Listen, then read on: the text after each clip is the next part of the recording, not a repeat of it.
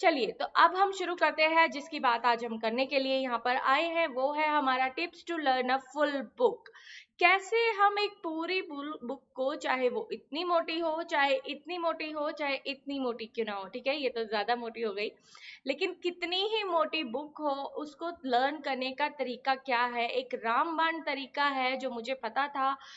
मुझे भी मेरे सीनियर्स ने बताया था, टीचर्स ने बताया था जब मैंने यूपीएससी की तैयारी करी थी, तो तब मुझे बताया गया था और बहुत ही अच्छा तरीका है। तो मैंने सोचा आपके साथ भी ये शेयर किया जाए ताकि आप भी कभी सोचे कि लोग कैसे पूरी की पूरी बुक याद कर लेते हैं, कितनी जल्दी पढ़ लेते हैं और उन्हें याद भी रह जाता है।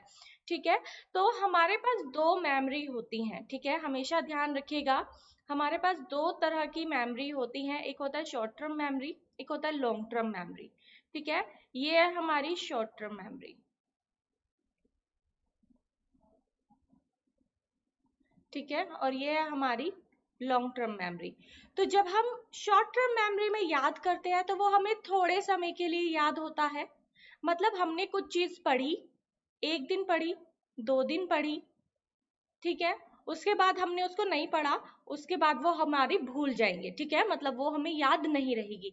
लेकिन वही चीज अगर मैं जिस तरीके से आपको बता रही हूँ उस तरीके से पढ़ेंगे तो वो हमारी लॉन्ग टर्म मेमोरी में सेव हो जाएगी, उस चीज को हम कभी नहीं भूलेंगे। आप ये सोचते हैं ना बच्चे कैसे इतने इतने कॉन्सेप्ट्स को याद रखते हैं, तो वो शॉर्ट टर्म मेमोरी में नहीं रखते हैं, वो लॉन्ग टर्म मेमोरी में याद रखते हैं, इसलिए उनको हमेशा के लिए याद हो जाता है। अगर आप एक दिन पढ़ोगे सोचेंगे आप तो मुझे तो आ गया, तो ऐसे आप नहीं कभी याद कर पाएंगे कोई भी बुक। चलिए यहाँ पर हमारा सबसे पहला जो स्टेप है लर्न करने का वो है always start a book from starting. अब इसका क्या मतलब है भाई, बुक्स तो स्टार्टिंग से ही याद करते हैं, मतलब पढ़ना शुरू करते हैं, तो इसमें कौन सी नई बात है।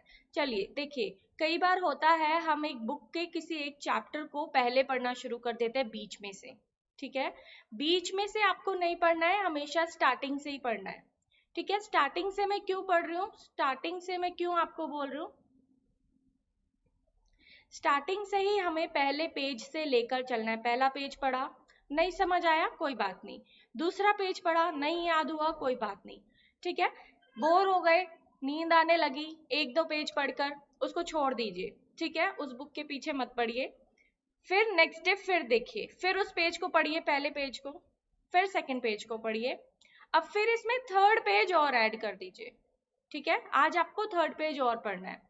अब नेक्स्ट डे आपको ये छोड़ देना है, नेक्स्ट डे के लिए अभी आपको ये याद नहीं होगा, अभी आपको ये याद नहीं होगा, अब याद होगा जब आप fourth day, fifth day, sixth day पढ़ेंगे।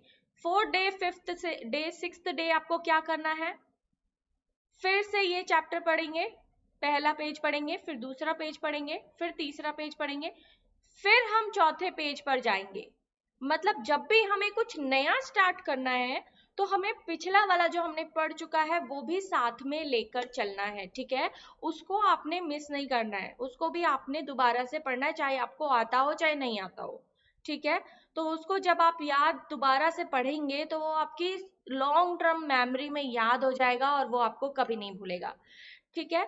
और देखिए, don't try to read full book in one go. इसका क्या मतलब है, एक ही बारी में आपको पूरी बुक नहीं पढ़ लेनी है। ये नहीं है कि मुझे तो समझ आ रहा है चलो मैं पूरी बुक पढ़ लेता हूँ, ठीक है, इतना ज्यादा भी मेमोरी को फुल नहीं कर देना है, ठीक है, कि आपको वो चीज याद ही ना रहे। एक चैप्टर कर लीजिए, अगर आपकी मेमोरी लेवल अच्छा है आप एक चैप्टर याद कर सकते हैं, एक पेज दो पेज नहीं, अगर पूरे पूरे चैप्टर पे जा सकते हैं आप तो पूरा एक चैप्टर याद कीजिए, ठीक है, एक दिन में। आगे मत बढ़िए जब तक वो चैप्टर आप कम से कम 10 बार उसको पढ़ ना लें, ठीक है। तो एक भी चैप्टर अगर पढ़ना है तो कम से कम 10 टाइम उसको रीड जरूर करना है, फर्स्ट टाइम में भी। सेकंड चैप्टर पर जब आप जाएंगे, सेकंड चैप्टर पर जब आप जाएंगे तो फिर से फर्स्ट चैप्टर पढ़ेंगे, फिर आप सेकंड चैप्टर पर आएंगे, ठीक है।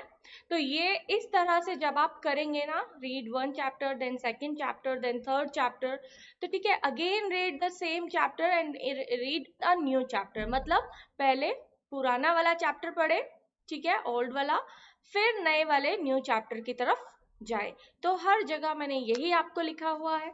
तो बस यही थी हमारी छोटी मोटी सी टिप्स एंड ट्रिक्स जो आपको बहुत काम आएगी आपके एग्जाम्स में या लाइफ के किसी भी फील्ड में जब आप किसी चीज की तैयारी करें तो आपको ये जो चीजें हैं बहुत काम आने वाली हैं।